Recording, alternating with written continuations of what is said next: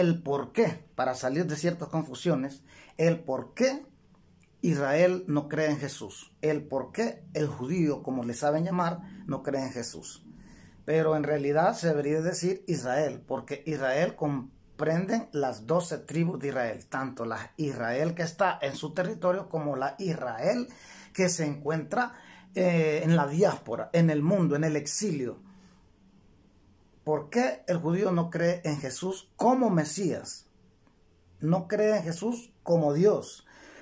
Porque, bueno, me dan ganas de reír a veces cuando escucho pastores cuando hablan de este tema y se ponen a bla, bla, bla y nunca dicen o nunca dan elementos concretos del por qué el judío no cree en Jesús. Para empezar, Jesús no cumplió con el primer requisito. El primer requisito en Israel, y según los profetas como Isaías, el primer requisito es que tiene que descender de la tribu de Judá, David y Salomón. Jesús no desciende de ninguna de las tribus, de ninguna.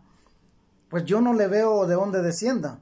¿Por qué? Porque Jesús no se le conoce quién fue su padre, y su padre tiene que ser humano, no tiene que ser milagroso ni del Espíritu para que fuese Mesías. Pero la palabra Mesías es una palabra completamente hebrea y quiere decir ungido. ¿En qué parte del Nuevo Testamento aparece Jesús ungido? Nunca se ungió Jesús, no fue ungido, nunca fue ungido. Y la única vez que fue ungido y le derramó un perfume y oró en sus pies, ese fue el único ungimiento que yo conozco. Y el otro que algunos cristianos dicen que sí fue ungido, que por Juan, que fue en el río Jordán cuando fue bautizado. Tampoco no sé, eso no es ungimiento, porque los profetas ungían con aceite. David sí fue un Mesías y él sí fue ungido.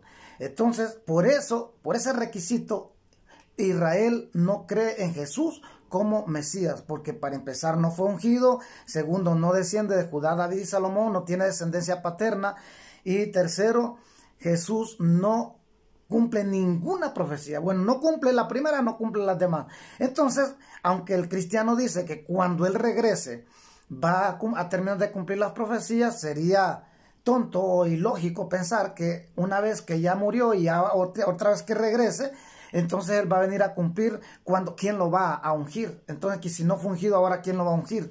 Estamos claros, y en la escritura está en varios textos donde Elías, el profeta, tiene que regresar, no ha regresado. Pues en el libro de Juan le preguntan que quién lo presenta como Mesías, quién lo unge y todo eso, y él dice que Juan el Bautista, pero Juan se niega y Juan dice que él no es Elías.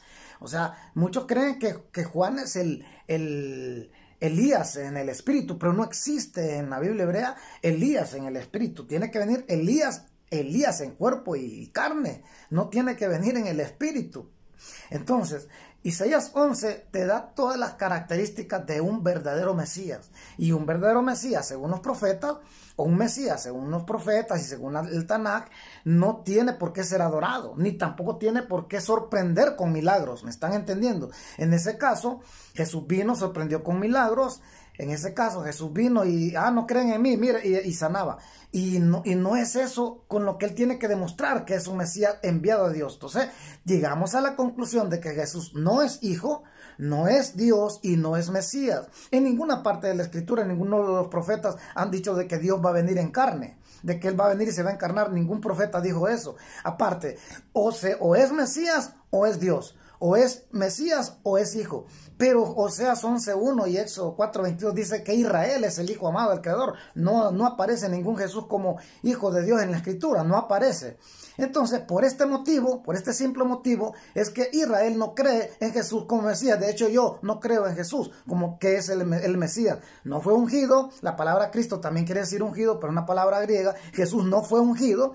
Jesús vino y abolió la Torá, exageró la Torá, o sea, alteró la Torá, la ley, poniéndole y quitándole a la Escritura, y todavía empezó a blasfemar a diestra y siniestra. Jesús fue uno de los que más blasfemó, y lo delata el mismo Nuevo Testamento. Sigamos estudiando y sigamos investigando hasta aquí.